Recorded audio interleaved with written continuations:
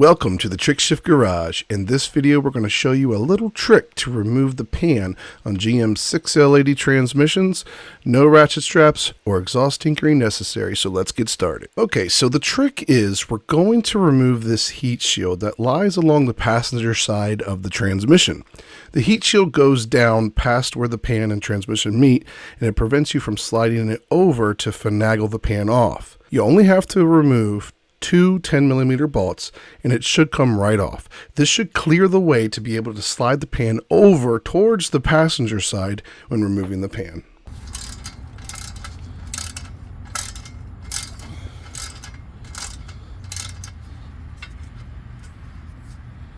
Okay, and that's the bolt, just a little 10mm. Okay, and the other one is up here a little bit, not too bad.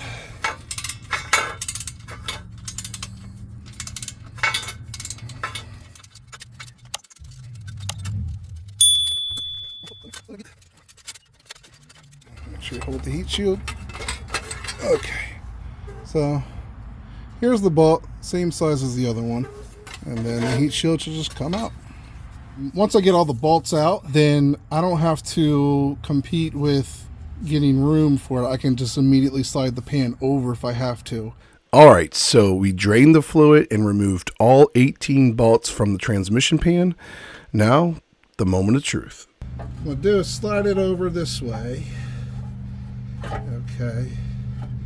And I'm going to kind of just rotate it around and drop it down. Okay. Get my gasket out of here. And that's all there is to it. No ratchet straps, no messing around with the exhaust or moving the transmission around. Now, reinstalling the heat shield is the reverse of pulling it off.